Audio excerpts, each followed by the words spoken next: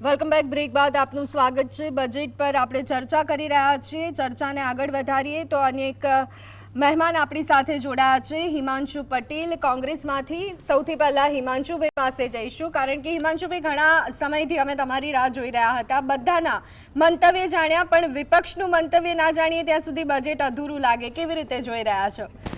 મોકો પડી ગયો છે, વધારે વખત એવી ચર્ચાઓ છે, શું કહેશો? જો હવે બજેટ જેવું તો હવે રહ્યું નથી. ઓકે, બજેટ હવે અત્યારે તો આપણે જેમ પહેલા 2014માં 2022ની વાતો સાંભળતા હતા કે 2022માં અમે 5 ટ્રિલિયનની ઇકોનોમી કરીશું, ફાર્મરની આવક ડબલ કરીશું, એ બધું જતું રહ્યું. 2047માં વિકસિત ભારત કરીશુંની વાતો થઈ.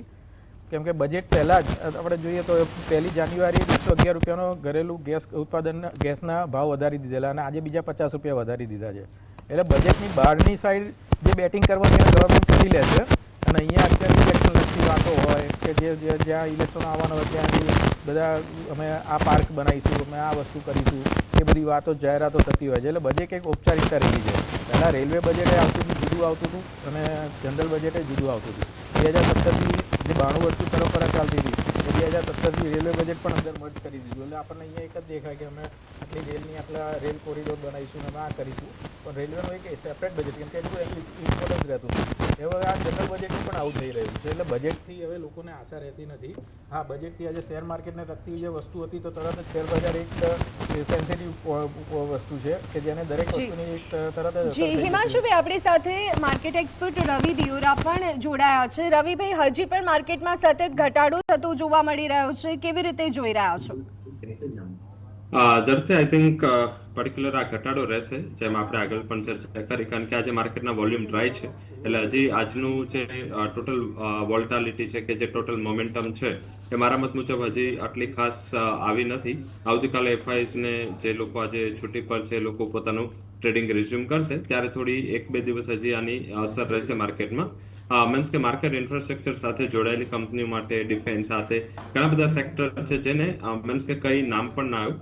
આપણે મીન્સ કે બજેટ પહેલા માર્કેટ એવું વિચાર રહ્યું હતું કે હ્યુજ સ્પેન્ડિંગ આવશે ડિફેન્સમાં, વધારું છે, બટ મારા હિસાબે માર્કેટને એવું હતું કે બીજે બધે કદાચ ઇન્ફ્રાસ્ટ્રક્ચર કે અહીંયા નહીં વધારે, પણ ડિફેન્સમાં ગવર્મેન્ટ જે રીતે આપણે એક વોર લાઇક સિચ્યુએશન ફેસ કરી પાકિસ્તાન સાથે, ત્યારબાદ મીન્સ કે જે ટ્રમ્પની પોલિસી છે એ રિલેટેડ અત્યારે માર્કેટને એવું હતું કે કદાચ ડિફેન્સ ઉપર સબસ્ટેન્શિયલ વધારો આપવામાં આવશે, બટ ગવર્મેન્ટ ફોકસ છે ડેફિસિટને કંટ્રોલ કરવામાં, અને આઈ થિંક કે ડેફિસિટ ઓછી રહે.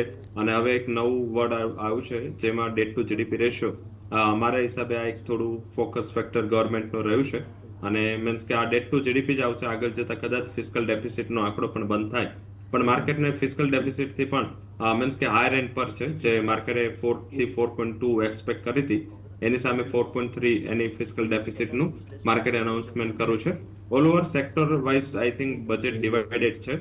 મારા હિસાબે જેમ મેં આગળ કીધું આઈટી સેક્ટર, કારણ કે માર્કેટમાં બહુ મોટું વેઇટ રાખે છે બેન્કિંગ અને આઈટી, તો આઈટી માટે સકારાત્મક છે. અને સાથે ગવર્મેન્ટે જે કીધું છે કે આગળ જતા એ લોકો એક કમિટી ફોર્મ કરશે જેમાં એનબીએફસી અને બેંકોને લઈને એ લોકો સુધારા વધારા કરશે. આ કમિટીનું નિર્ણય અને કમિટીના રેકમેન્ડેશન ઘણા ઇમ્પોર્ટન્ટ રહેશે. તો બસ આટલું છે ડિસ્કસ કરવા લાયક. I think majorly data related, IT related, KPO BPO services related એ સાઈડ માર્કેટનું ફોકસ અત્યારે રહ્યું છે. લોઅર લેવલથી જો રિકવરીની વાત કરીએ તો નિફ્ટી ઇનિશિયલી આજના જે લો બના હતા એ 24,571, અને અત્યારે જે નિફ્ટી ચાલી રહી છે 25,087, એટલે કે નીચેના લેવલથી 500 પોઈન્ટની રિકવરી હાફ પોઈન્ટ પર પહોંચી ગયું છે. બટ એ પહોંચ્યું છે એટલે કે ત્યાં મીન્સ કે એફઆઈએસ કે બીજું કોઈ સેલિંગ પ્રેશર નહોતું. આવતીકાલે એમની એક્ટિવિટીઝ રિઝ્યુમ થશે ત્યારે થોડું અહીંયા એક વીકનેસનો કારોબાર રહેશે. પ્લસ જે બુલિયન માર્કેટની વોલ્ટાલિટી છે એ પણ અક્રોસ ધ ગ્લોબ ઇક્વિટી માર્કેટને થોડું હેરાન પરેશાન કરી રહી છે. અને જે રીતે આપણે શુક્રવારે ફ્રાઇડેના મીન્સ કે સોના ચાંદીમાં બહુ મોટા વર્લ્ડમાં કરેક્શન જોયા હતા, એટલે થોડા માર્જિનના ઇશ્યુઝ ઉભા થયા હતા, એટલે ઇક્વિટીઝમાં પણ એનો સેલ ઓફ થયો હતો. તો આપણે આવતીકાલે આ બે ઇવેન્ટ છે એફઆઈએસ તરફથી અને મોટા ઇન્વેસ્ટરો તરફથી આપણે આ ડિસ્કાઉન્ટ કરવાની છે.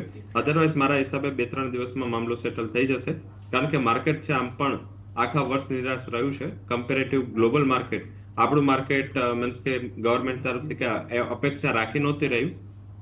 જો ગવર્મેન્ટે એસટીટી રિલેટેડ અનાઉન્સમેન્ટ ના આપ્યું હોત આજે, તો મારા હિસાબે નિફ્ટી અત્યારે જેટલી માઇનસમાં છે એટલી પ્લસમાં હોતે, કારણ કે નો નેગેટિવ મીન્સ પોઝિટિવ કરીને ઓલવેઝ માર્કેટ ચાલે છે. પણ આ માર્કેટ મીન્સ કે ગવર્મેન્ટની નજર પ્રમાણે જેમ કુટુંબમાં હોય કે એક તોફાની છોકરો હોય અને એને Yes. લોકો અવોઇડ કરતા હોય એમ દર વખતે માર્કેટને એક તોફાની છોકરાની જેમ મીન્સ કે એમને એવું છે કે આ માર્કેટના હિસાબે આ વોલ્ટાલિટી આવે છે, પણ ધ્યાને રાખવું જોઈએ કે મીન્સ કે ડેટ ફ્રી અને બર્ડન ફ્રી કેપિટલનો એકમાત્ર સોર્સ ઇન્ડિયામાં હોય તો એ ફાઇનાન્શિયલ માર્કેટ બિલકુલ. છે. કારણ કે કોઈ પણ પ્રમોટર છે આજે જો ડેટ લઈને કંપની પોતાનો ધંધો ઉભો કરે તો એ લાંબા yes, સમય સુધી રવિભાઈ. સસ્ટેન ના થાય કે ગ્રોથ ના થાય. પણ કેપિટલ માર્કેટ હોય તો તમે આઈપીઓ થ્રુ અને કેપિટલ રેઝિંગ Yes. થ્રુ તમે એક મોટું સપોર્ટ આનાથી મેળવી શકો. Okay. ઓલ ઓવર મારા હિસાબે માર્કેટમાં એસટીટી સિવાય કોઈ મેજર અને આઈટી કંપનીઓ સિવાય કોઈ મેજર ડિસ્કશન પોઈન્ટ નથી. ઓકે, રુઝાનબેન, માર્કેટની વાત રવિભાઈએ કરી, પરંતુ આ બધાની વચ્ચે મહિલાઓ કે જેને આપણે ન ભૂલી શકીએ, કેટલી જગ્યા મળી આ બજેટમાં મહિલાઓને? અહીંયા લગભગ વાત કરવામાં આવી છે 800 જિલ્લાઓમાં છોકરીઓ માટે હોસ્ટેલ બનશે, દરેક જિલ્લામાં એક હોસ્ટેલ બનાવવામાં આવશે. આની સાથે અન્ય બાબતોને આપ કેવી રીતના જોઈ રહ્યા છો? સૌથી પહેલા તો ખાલી માર્કેટ ક્યારના સાહેબ એસટીટી કહે છે, પણ એસટીટી એકલું નથી રિસ્પોન્સિબલ માર્કેટ પડવા માટે. બીજા ફેક્ટર્સ, કારણ કે ચલો ને તમે એકલી એસટીટી ની વાત કરો છો તો બીજા જે સેક્ટર્સ છે, આપણે સેક્ટર વાઇઝ વાત કરીએ, એસટીટી ફ્યુચર્સમાં વધ્યું છે 0.2 થી 0.5 અને ઓપ્શન્સમાં કંઈક થોડું વધ્યું છે. એટલે that is, I mean, it is responsible but not so much responsible as it is reacting right now. So let us clarify on that. બીજો હવે પોઈન્ટ જે તમારો બેનનું ક્વેશ્ચન આન્સર છે, ક્વેશ્ચનનો આન્સર આપું છું કે આઈ એમ વેરી હેપી કે girls hostel કરે છે, સારી વાત છે, કારણ કે એક ગર્લ્સને એક ચાન્સ મળશે. કારણ કે ઘણીવાર પેરેન્ટ્સો નથી મોકલતા, ફેક્ચ્યુઅલ છે, પણ આ ગર્લ્સ હોસ્ટેલના લીધે ઇટ વિલ બી ગુડ. હા, એક વાત પોઝિટિવ છે કે ભલે આમ સમાજ બધું જે બી બીજું બધું પાવર પ્લે રમતું હોય, પણ એ બી ઘણીવાર સમાજો બી ગર્લ્સ હોસ્ટેલ ખોલે છે, એ પોઝિટિવ પોઈન્ટ છે. કમિંગ બેક ટુ જે બહેનો માટે કર્યું છે, જે પહેલા બી મેં ડિસ્કસ કર્યું, ફરી એકવાર અગર ન્યૂ વ્યુઅર્સ હેવ જોઈન્ડ એના માટે, કે શી માર્ટ MART માર્ટ કરીને કર્યું છે, જેના લીધે બહેનોને અત્યાર સુધી જે પેલી લખપતિ દીદીની સ્કીમો એ લોકો યુઝ કરતા હતા, કે લખપતિ દીદી સ્કીમ જે સારી ગઈ છે કે ભાઈ આપણે 2 કરોડથી કદાચ એ લોકો 3 કરોડ ટાર્ગેટ વધારીને આવી બી ગઈ છે. અનફોર્ચ્યુનેટલી ખાલી 6 સ્ટેટ્સમાંથી જ 1 કરોડ આવી, એટલે બાકીના સ્ટેટ્સમાંથી બહુ ઓછી આવી છે, પણ that is irrespective, but it is taking momentum, આગળ વધી રહી છે. એમાં એવું હતું કે પહેલા તમે credit base incentive, credit base ચાલતી હતી કે તમે એક પૈસા લો, લોન પર પૈસા લો અને પછી તમે માલ વેચો અને તમને માલ વેચો એટલે ફરી તમારે લોન ચૂકવવી નહીં, ને પછી એટલે એ લોકો એવરી ટાઈમ લોનના ચક્કરમાં રહેતા હતા. શી માર્ટમાં એ લોકો એવું કરવા માંગે છે કે બહેનોની જે લોન છે એ લોન તમારે એવરી ટાઈમ નહીં ચૂકવવી, એટલે ચૂકવવાની તો છે જ ને, બી 7% is a very good rate, અને અગર તમે એનાથી વહેલી ચૂકવો તો કે 5 કે 6% હતું, એટલે એ બધું પોઝિટિવ પોઈન્ટ છે. એટલે એ અગેન કમિંગ બેક ટુ શી માર્ટમાં બહેનોનું પોતાનું જે લોકો કંઈક આઈ થિંક ઇન્ફ્રાસ્ટ્રક્ચર ઊભું કરશે કે શું ખબર નહીં, પણ બહેનો ત્યાં વેચી બી શકશે. That is what they want to do. Virtual કે શું મને ખ્યાલ નથી ગયો, કારણ કે ક્લેરિટી થઈ નથી, બની શકે. અને બીજું કે બીજું ઇમ્પોર્ટન્ટ કે એ લોકો જે બહેનોને કંઈક મશીનરી કે કંઈક લેવું હોય એના માટે પેલું કંઈક MSME માટે કંઈક 10,000 કરોડનું એન્ટરપ્રેન્યોરને કોઈ રીતે સબસિડી MSE માટે કંઈક 10,000 કરોડનું ચેમ્પિયન બનાયા છે. હવે એ મેં પહેલા બી કહ્યું કે મને બહુ દુઃખની વાત છે કે આપણા 7.51 કરોડ MSMEs છે, એમાં તમે ખાલી 10,000 કરોડ જ કે ઇક્વિટી કરશે, એટલે એ લોકો કંઈક હિસ્સો કરશે કે વોટ એવર છે એ. પણ મને ખાલી, કારણ કે અલ્ટિમેટલી જે હું આંકડા આપી દઉં, ફેક્ચ્યુઅલ આંકડા, કે 31 આપણા જે MSME છે GDPમાં 31% કોન્ટ્રીબ્યુશન આપે છે, અને એટલે ઇટ્સ અ હ્યુજ થિંગ. અને અગર લેટ અસ સે કે મેન્યુફેક્ચરિંગમાં 35.4% કોન્ટ્રીબ્યુશન છે અને એક્સપોર્ટ્સમાં 48.5% કોન્ટ્રીબ્યુશન છે, એટલે બહુ મોટી વાતો કહેવાય. પણ તોય MSME સેક્ટરને જેટલો લાભ મળવો જોઈએ, ખાલી બધું થોડું કંઈક 2,000 કરોડ આમ આપે ને પેલું આપીને ઓલું આપ્યું, પણ I don't think that is a major benefit for the MSMEs. જે જોઈએ, કારણ કે પહેલા વાત કરી છે આપણા વિશ્લેષકે કે સ્ટાર્ટઅપ્સ બી થોડા આગળ પાછળ થઈ રહ્યા છે, MSMEs બી આગળ પાછળ થઈ રહ્યા છે. એટલે coming back to your basic point madam of બહેનોની તમે જે વાત કરી, તો બહેનોમાં બીજું આ સિવાય મને બીજું કોઈ દેખાયું નથી ખાસ.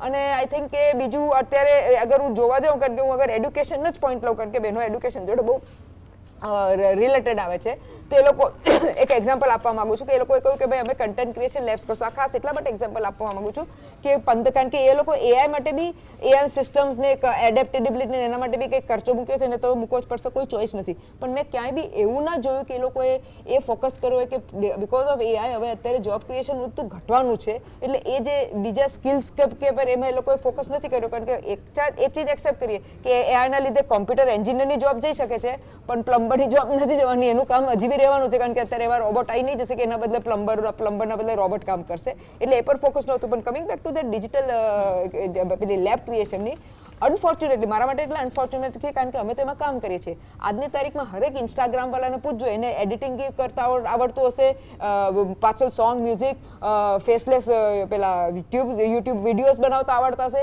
એટલે એના માટે તમે આટલો બધો ખર્ચો કરો છો કે અમે એનિમેશન શીખવાડશો. ભાઈ આજકાલ બધું એનિમેશન એઆઈ જનરેટેડ થઈ ગયું છે. મારા જેવી ડફોડ બી લખશે ને કે I want to fly make my animation, મારો ફોટો મૂકશે તો મને ઉડતી દેખાડી દેશે. સાહેબ એટલી હાઈ લેવલનું એપ્લિકેશન્સ આવી ગયા છે. ભલે ઇન્ડિયાએ નથી કર્યું, ભલે આપણા સાહેબ આઈટી મિનિસ્ટર બધી મોટી વાતો ફોરેન જઈને ડાવોસ જઈને કરી હતી, પણ અમારા જેવાને પૂછે તમે તો તરત કહે કે સાહેબ ડેટા એક્ઝામ્પલ, કારણ કે અમે મેડિકલ વાળા જોડે બેસીએ છીએ, મેડિકલ વાળા કહે છે કે રુઝાન તમને જે ડેટા આવે છે ને એ એશિયન ઓરિજિનનો નથી આવતા, આપણા Asian genes are different than foreign genes. એટલે તમને આ પ્રેક્ટિકલ થઈ ગયું છે, તમને લટકાવી દે કે તમને આ થઈ શકે છે, આ ફલા. અરે પણ બે તો એ તો પેલા જીન્સ છે ભાઈ, આપણા ઇન્ડિયન જીન્સ નથી, એશિયન જીન્સ અલગ હોય છે, એ લોકોના જીન્સ અલગ હોય છે, હજી એશિયનમાં બીજા 10 કેટેગરીઓ હોય છે. એટલે ડેટા તો છે નહીં ને આપણે બહુ મોટા ફટ્ટા મારે છે. એટલે તમે એ પર ફોકસ કરો તો વધારે સારું રહે. એટલે મને આજે લેબ ક્રિએશન વાળું એટલે આપ્યું એક્ઝામ્પલ, કારણ કે મને ખબર છે એ શું છે, એટલે મેં એક્ઝામ્પલ આપ્યું કે આવા બધા ફાલતુ વાળી ચીજો કરીને ખાલી વાવા બલ્લે કરવા માટે doesn't make sense. This is what I wanted to say. જી, હિમાંશુભાઈ પાસે જઈશું.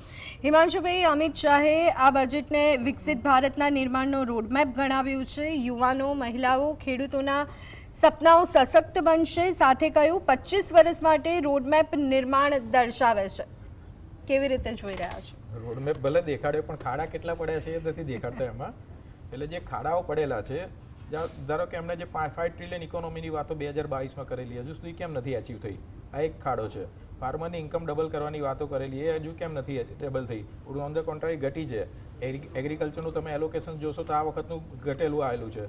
જો તમે ફાર્મરની આવક ડબલ કરવાની વાતો કરતા હોય, જીડીપીનો ગ્રોથ રેટ જે આપણે 2017માં 6.7% રહેતો હતો, અત્યારે પણ 6.7% રહ્યો છે. તો આ ગ્રોથ રેટ કેમ વધતો નથી? જ્યારે અરુણ જેટલીજીએ જીએસટી ઇમ્પ્લિમેન્ટ કરેલું હતું ત્યારે એ કહેતા હતા કે જીએસટી ઇમ્પ્લિમેન્ટ કરીશું એટલે આપણો જીડીપી ગ્રોથ રેટ 2%ના રેટે વધશે.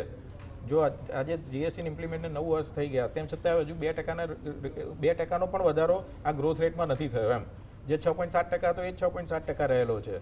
બીજું કે જે તમારે ડિફેન્સ એલોકેશન્સ છે, ડિફેન્સ એલોકેશન્સ પણ તમે અત્યારે જે આપણે પાડોશી દેશો જોડે અત્યારે આપણે બધા જે વિખવાદો ચાલતા હોય છે અને ટેન્શન રહેતું હોય છે, એમાંય ડિફેન્સ એલોકેશન્સ તમારું વધતું નથી. જે ડિફેન્સ એલોકેશન એ 1 લાખ કરોડ જે એનું 1% જેટલું જ વધેલું હોય છે. તમારું એગ્રીકલ્ચરનું એલોકેશન્સ ડાઉન જાય છે. એજ્યુકેશન જે ખાસ વસ્તુ જેમ બેને વાત કરી હતી, તો એજ્યુકેશન્સનું એલોકેશન જે છે કે તમારા જીડીપીના એકચ્યુઅલીમાં 6% જેટલું હોવું જોઈએ, 5% જેટલું હોવું જોઈએ. કોંગ્રેસ વખતે જે 5% જેટલું રહેતું હતું, જે અત્યારે ઘટીને 2.5% જેટલું થઈ ગયું જીડીપીનું એલોકેશન. એના ઉપર તમને ખ્યાલ આવશે કે એજ્યુકેશન પાછળ આ સરકાર એટલી જે ચિંતિત નથી. છેલ્લા 2017થી અત્યારે 2024 સુધીમાં આ સરકારે 90,000 સરકારી સ્કૂલો બંધ કરેલી છે. તમે એ વિચાર કરો કે જો સરકારી સ્કૂલો વધારવાની હોય એની જગ્યાએ સ્કૂલો બંધ કરેલી આવે છે, તો તમે જે રોડમેપ બનાવવાની વાતો કરો છો એ રોડમેપ કઈ રીતના હોય છે કે જેની અંદર યુટર્ન પણ નથી લેવાતો, જેની અંદર તમે સ્ટ્રેટ પર નહીં જઈ શકતા, તમે અંદર ઝિગઝેગ હોય છે, એ રીતનો રોડમેપની વાત કરી રહ્યા છે. એટલે પહેલાં એ પૂછવું પડે એમને કે એ કયા રોડમેપની વાત કરી રહ્યા છે. જો તમે ભારતને વિકસિત બનાવવાનું હોય તો તમારે કન્ટિન્યુઅસ તમારે 10%ના ગ્રોથ રેટે આવતા 20 વર્ષ સુધી કામ કરવું પડે. ત્યારે તમે 2047ને જે વાતો કરો છો ત્યારે અચીવ થઈ શકે. તમારે છેલ્લા 11 વર્ષમાં પૂર્ણ બહુમતીવાળી સરકાર છે, તેમ છતાં છેલ્લા 11 વર્ષમાં તમે ડબલ ડિજિટનો ગ્રોથ રેટ નથી લાવી શક્યા. જ્યારે કોંગ્રેસમાં 2008-9માં ડબલ ડિજિટનો ગ્રોથ રેટ હતો, એ વખતે 146 સીટો હતી કોંગ્રેસની અને બીજી સાથી પક્ષોની જોડે સપોર્ટમાં લઈને આવેલા હતા. તો આ એક દેખાય છે કે સરકારની જે પોલિસી પેરાલિસિસ દેખાઈ રહી છે કે તમે પૂર્ણ બહુમત મળ્યો છે, તેમ છતાં પણ તમે વિકાસના જે આજે તમારી જોડે વિરોધ પક્ષનો દરજ અહીંયા પહેલા 10 વર્ષ તો વિરોધ પક્ષનો દરજ કોંગ્રેસ જોડે નહોતો, એટલે વિરોધ પક્ષે તમારી જોડે અહીંયા સામે નહોતો, તેમ છતાંય તમે વિકાસ નથી કરી શક્યા. જે પ્રમાણે લોકોની આશાઓ હોય છે સરકાર જોડે કે બજેટ આવે તો બજેટ એક માપદંડ છે કે આવતા વર્ષમાં શું થવાનું છે. જ્યારે અત્યારે આ સરકાર 2047ની લોલીપોપો દેખાડી રહી છે, તમે 2047માં કરીશું એટલે તમે ત્યાં 2047 સુધી અમને કશું પૂછતા નહીં. તેમાં તમે અમે જેટલા પણ ટેક્સ વધારતા રહીએ, જે પ્રમાણેના જુદા જુદા ફોર્મમાં એ તમે સહન કરતા રહેજો. એ આ સરકારનો રોડમેપ છે.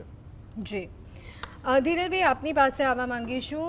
ડોલરની સામે રૂપિયાનું સતત ધોવાણ થતું આપણે ઘણા સમયથી જોઈ રહ્યા છીએ, ત્યારે શું લાગે છે હવે આવનારા સમયમાં સ્થિતિ શું રહી શકે છે? ડોલરની સામે રૂપિયાનું ડેપ્રિસિએશન છેલ્લા 6-8 મહિનામાં સબસ્ટેન્શિયલ થયું છે.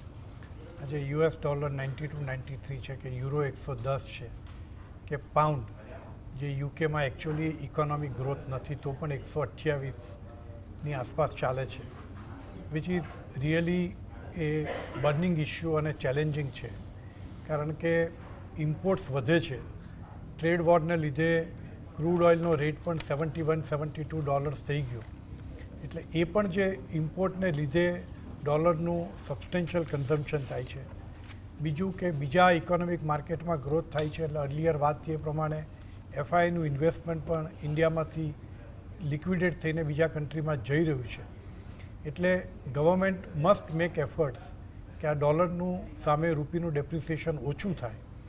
એક બાજુ આઈએનઆરમાં બીજા બધા ઘણા બધા કન્ટ્રીઝમાં બિઝનેસ વધારવાની વાત ચાલે છે, પણ એની સામે જો એક્સપોર્ટ્સ વધશે અને ઇમ્પોર્ટ ઘટે અને જો ક્રૂડ ઓઇલનું કમ્પેરિઝન થાય અને બીજું ફોરેન ઇન્વેસ્ટમેન્ટ, આપણું foreign exchange reserve almost $665-666 billion છે, પણ એ પણ છેલ્લા 1-2 વર્ષથી સ્ટેગ્નન્ટ છે, બહુ સબસ્ટેન્શિયલ ગ્રોથ થયો નથી.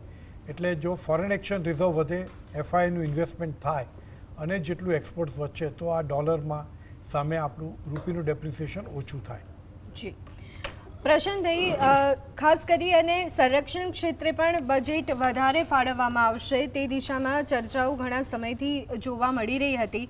ત્યારે સંરક્ષણ માટે 7.8 લાખ કરોડનું બજેટ ફાળવવામાં આવ્યું છે. આને આપ કેવી રીતના જોઈ રહ્યા છો? ડિફેન્સ એક એવું ક્ષેત્ર છે જે ઘણા વર્ષોથી આપણે સાંભળ્યા, અને ખાસ કરીને 2014 પછી જ્યારે બજેટ આવ્યું એ પહેલાંની સરકારે આ હતું તે હતું, અને આપણે અહીંયા હવે બધું અહીંયા જ બનશે. આપણે અત્યાર સુધી લોકો ઉપર નિર્ભર રહેતા હતા. મને લાગે છે એની એક ચોક્કસ પોઝિટિવ દિશામાં એક કામ દેખાઈ રહ્યું છે, જોઈ રહ્યા છીએ આપણે. ડિફેન્સમાં ઘણી બધી વસ્તુઓમાં ચેન્જ, જે રિફોર્મ્સ કહી શકાય એ આપણે જોઈ શકીએ, જેમાં ના નથી. એમાં હજી પણ બજેટ વધારે વધારે, કારણ કે આપણે આમ જોવા જાઓ તો ઘેરાઈ ગયેલા છીએ. અત્યારે યુએસ ક્યાંય આપણી જોડે નથી, ચાઇના છે કે નહીં ખબર નથી, એકમાત્ર રશિયા જોડે, અને હવે અત્યારે EU ટ્રેડ કર્યું, પણ એ તો બધું ટ્રેડ છે ને EU આપણા સુધી બીજી કોઈ રીતે અસરકારક નથી થવાનું. પણ આપણી આજુબાજુના નાના દેશ પણ, આજે પાકિસ્તાન 100% આપણો દુશ્મન દેશ, એની આજુબાજુના નાના દેશ પણ ક્યારેક બાંગ્લાદેશ હોય, ભૂતાન જેવા દેશો પણ ઊભા થઈને કંઈક નાની મોટી ધમકીઓ આપતા હોય છે. તો ડિફેન્સ આપણી બોર્ડરને સુરક્ષિત કરવા માટે ડિફેન્સ ક્ષેત્રને 100% વિકસાવવું પડશે, અને એ ડિફેન્સની અંદર એ પ્રકારનું ઇન્વેસ્ટમેન્ટ કરવું પડશે, જે કદાચ અત્યારથી નહીં કર્યું પણ હવે દેખાઈ રહ્યું છે. એટલે વી આર પોઝિટિવ કે 7.8 લાખ કરોડ છે, જે છે એ સારું છે, પણ એ નક્કર દિશામાં આગળ વધે. કારણ કે એમાં એવું પણ સાંભળ્યું છે, મેં તો સમજણ આવી ત્યારથી, કે આ દેશમાં હાઈએસ્ટ ભ્રષ્ટાચાર ડિફેન્સમાં થાય છે. એ પહેલાની સરકારમાં પણ થયો હતો ને અત્યારની સરકારમાં પણ થાય છે, કારણ કે એમાં કોઈ પૂછવાવાળું ના હોય કયો પૈસો ક્યાં કેટલો જઈ રહ્યો છે. તમે ઘણી બધી વેબ સિરીઝ જોઈ હશે, જેમાં રો અને NIA વાળા એમ કહી દે ભાઈ 2 લાખ અહીંયા આટલા કરોડ અહીં પહોંચાડ દે, આટલા કરોડ અહીં પહોંચાડ દે. આ વેબ સિરીઝની વાર્તા છે, થોડું હસવું આવે, પણ આ બધી મોટી મોટી ડીલ સાચે પિક્ચર અમદા નથી બનતા. ખાલી એટલે સ્ટોરી પરથી બી બને અને અંદરની વાતો પરથી બી બને છે. સમાજનું દર્પણ કહેવાય, સમાજનું દર્પણ કહેવાય છે. એટલે આ પૈસા ક્યાં આડે ધડ વપરાતા હોય છે. એટલે છે ભ્રષ્ટાચાર બી ડિફેન્સમાં એટલો જ છે, નથી એવું નથી. એટલે આ બજેટ જેટલું વધશે એટલો ભ્રષ્ટાચાર વધશે. પણ યસ, ડિફેન્સના કર્મચારીઓ માટે હવે એમાં બાજુ અગ્નિવીર એક નવું તૂત લાયા હતા, એ પાછું થોડું શાંત બી થઈ ગયું, ક્યાં ગયું ખબર નહીં. અને સૌથી મોટી વાત જેને લઈને જી રામજી, આપણે એની ઉપર ચર્ચા ભૂલી ગયા કે જેને લઈને સંસદમાં આખો દિવસ ચર્ચા થઈ, રામ મંદિર ઉપરથી લઈ, જી રામજી થી લઈ અને વંદે માતરમ ઉપર, તો મનરેગા ઉપર એક શબ્દ બોલાયો નથી આજે.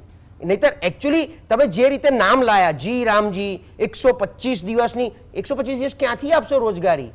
એનું રોડમેપ, એ જે હમણાં રોડમેપની વાત થતી હતી, એ એકચ્યુઅલી આજે બજેટમાં એક્સપેક્ટેડ હતો કે એમાં કેટલું વધારે બજેટ ફાળવો છો, કેવી રીતે આપશો, ઇન્ફ્રાસ્ટ્રક્ચરના પ્રોજેક્ટ જે વધારી રહ્યા છો એમાં અને કેવી રીતે સાંકળશો, આ બધું લોકોને સમજવાની વધારે તાલાવેલી હતી.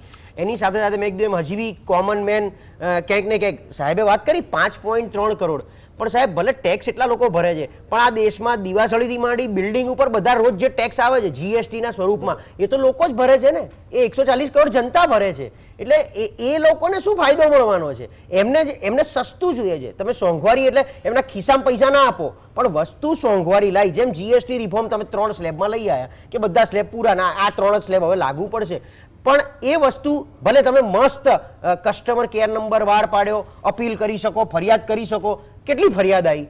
કારણ કે લોકોએ ફરિયાદ જ નથી કરી શક્યા. મને પણ આજે એ જે વેન્ડરો, એ વેપારીઓએ એ જે ટ્રાન્સફર કરવાનો હોય બેનિફિટ, GST જે ઘટ્યો એનો, એ હજી સુધી નથી કર્યા. એ પ્રોફેશનલ કંપનીઓ, કારણ કે એ લોકોને છેલ્લે તો બધું ફંડિંગ આપવાનું હોય છે ચૂંટણી ટાણે, એટલે એમાં એમને વધારો કર્યો ઉપરથી. જે વ્યક્તિ પહેલા 10,000 ફંડ આપતો હતો, જીએસટી ઘટવાથી 20,000 ફંડ આપતો થઈ ગયો, પણ એ 2 રૂપિયા ઘટાડી નથી શક્યો પ્રોડક્ટ ઉપર. એ ઘટાડવાની ઉપર કોઈ અમલીકરણ, કોઈ સખ્તાઈ, મજબૂતાઈ, લાલ આંખ, ચમરબંધી આ બધું નથી આવ્યું ત્યાં. અને ઓવરઓલ મેં કીધું એમ કે આ આવ્યું એવું ગયું, આની ઉપર ખરેખર તો શું ચર્ચા કરવી, કારણ કે એક જ સ્ટ્રોંગ ક્ષેત્રને પકડ્યું નથી કે ભાઈ આમાં અમે આ વસ્તુ નવી કે આમાં આ વસ્તુ નવી. આ બારની વાત જે છે એમાં ચર્ચા કરવી, શું કરવી, બોલવું તો કેટલું બોલવું, હવે તો એ પરિસ્થિતિ આજના દિવસે તો. જી જી. પણ પ્રશાંતભાઈ, ભાજપના પ્રવક્તા અત્યારે આપણી સાથે જોડાયા નથી, પણ જ્યારે વાત થાય ત્યારે એમની ચર્ચાઓ એવી છે કે પહેલા તો બજેટ આવીને જતું રહેતું હતું, કોઈને ખબર પણ નથી પડતી.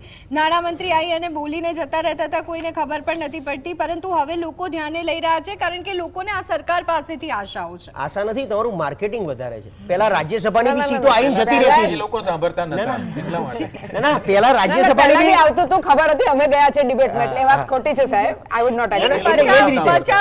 બચાવની પદ્ધતિ. જેમ ભારત 2014 પછી આઝાદ થયો ને એ રીતે. અચ્છા, તો પછી ધ્વનિ, કઈ બોલવું નથી. પહેલા રાજ્યસભાની બી ચૂંટણી આઈને જતી રહી ખબર નથી પડતી. હવે ડંકા વગાડીને તમે અહીંથી અહીં લાવો છો અને 100 કરોડ રૂપિયા ખર્ચાય છે રાજ્યસભાની ચૂંટણીમાં. 17 ધારાસભ્યોને ખરીદવાના 25 કરોડ ક્યાંથી, કોના ઘરેથી, કયા ફાર્મ હાઉસ ઉપર ગયા છે, જનતાને ખબર છે બધાને. અમથી ચૂંટણી નથી લડાઈ છેલ્લા 2017 અહેમદ પટેલ પછીની બધી ચૂંટણીઓ રાજ્યસભાની બહુ હેવી પૈસાથી ખરીદાઈ છે, બહુ હેવી પૈસાથી. એ પૈસા ક્યાંથી આવ્યા કે આ બધા પબ્લિક ઇન્ફ્રાસ્ટ્રક્ચરના પૈસા, જે હું કહું છું ને, આપણે હમણાં જેની વાત કરી, કયા લાખ કરોડ રૂપિયા, આ પૈસા આમાંથી આવે છે બધા બહાર. જી બિલકુલ. રોઝાનબેન, આપની પાસે આવવા માંગીશું. એક મેડિકલ ક્ષેત્રે આ વખતે જે વાત કરવામાં આવી છે, એક છેલ્લી વાત એડ કરી દઉં ધોની, હમણાં તો મને યાદ આવ્યું. બોલી દો. 5 વર્ષ પહેલા 2019 પહેલું બજેટ આવ્યું હતું, એમાં એવું કીધું હતું કે 675 જિલ્લા હતા એ વખતે ભારતમાં, અત્યારે 800 જેટલા થઈ ગયા. બધા જિલ્લામાં એક મેડિકલ કોલેજ સરકારી હશે. મેડિકલની સીટો વધારી તમે, પણ પ્રાઇવેટ કોલેજોમાં 1 કરોડ રૂપિયા ફી વાળી કેટલી સરકારી મેડિકલ, 675 માં કેટલી મેડિકલ કોલેજ આજે. ના, એના લીધે તો લોકો પેલું યુક્રેન જતા હતા, હવે જોર્જિયા જાય છે ને આઈ થિંક ચાઇના જાય છે મેડિકલ. ચાઇના જઈ રહ્યા છે. એટલે એ તો હવે બધાને ખબર જ છે. એટલે તો યુક્રેનમાં આપણે પ્લેન મોકલીએ લોકોને લઈ આવવાને, વોર રોકાઈને ભૂલી ગયા. જી જી. નાગજીભાઈ ભાયાણી આપણી સાથે જોડાઈ ગયા છે. હવે ખેડૂત આગેવાનોનું પણ શું કહેવું છે જાણી લઈએ, કારણ કે આ મુદ્દો બી સતત ચર્ચામાં આવતો હોય છે, ખેડૂતોના ઘણા પ્રશ્નો રહેતા હોય છે. નાગજીભાઈ, કેવી રીતે જોઈ રહ્યા છો આ બજેટને આપ? આ બજેટ ગોળ ગોળ વાતોમાં ફેરવવાનું છે, કોઈ સીધી અને સર ખેડૂતોને ફાયદો થાય એવી વાત કઈ દેખાતી નથી. હા, એક પશુપાલનમાં એફપીઓ ની એક નવી વાત આવી છે, પણ બેન અમે પોતે એફપીઓ ચલાવીએ છીએ. એફપીઓ ને જે ચાલુ એફપીઓ ને પ્રોબ્લેમ છે, એ પ્રોબ્લેમ ના કઈ સોલ્યુશન થતા નથી અને આગળ વાત થતી 2047 સામે રખાય છે, આવતીકાલને આજને જોવાતી નથી. બીજી વાત, થોડી કાર્બન ક્રેડિટ ની આશા હતી કે ખેડૂતને જે વિશ્વ ફલક ઉપર કાર્બન ક્રેડિટ અને પર્યાવરણને બચાવવા માટે કાર્બન ક્રેડિટ મળવી જોઈએ, એ વિશેની પણ કઈ વાત થતી નથી. હા, સોલાર ને પેલી પવન ચક્કીઓ, વિન્ડ ફાર્મ એ માટેની છે, પણ એ તો બહુ મોટી કંપનીઓના ફાયદાની વાતો છે, એટલે સીધી કઈ ખેડૂતને બહુ સ્પર્શે એવું. હા, બીજી વાત એમને એ કરી હાઈ પ્રોટીનની. હાઈ પ્રોટીન માટે બદામ છે, કાજુ છે અને માછલી છે, ઝીંગા છે, જે તળાવ બનાવવાની વાત છે, એ બધી હાઈ પ્રોટીન ની વાતો થઈ છે. પણ જે સામાન્ય રીતે મગફળીમાંથી પ્રોટીન મળી રહ્યું છે અને દાળોમાંથી પ્રોટીન મળી રહ્યું છે, એ વાત ભૂલાઈ ગઈ છે. એટલે ખાસ બહુ નવીન કઈ લાગતું નથી આ બજેટમાં. અને એવી આશા હતી કે સન્માન નિધિમાં થોડો વધારો થશે, કાર્બન ક્રેડિટમાં કઈક ખેડૂતને જે પાક સિવાયનો ફાયદો મળવાની વાત હતી, એવા સીધા ફાયદા જે મળવા જોઈએ એવા કઈ દેખાતા નથી બેન, અને લાંબા ગાળાની વાતો થઈ રહી છે. જી બિલકુલ. તો દર્શક મિત્રો, આ ચર્ચા આગળ પણ ચાલુ રહેશે અમારા સહયોગી પ્રવીણ સાથે. અત્યારે હાલ સમય થયો છે એક બ્રેક લેવાનો. આપ જોતા રહો GSTV ન્યૂઝ.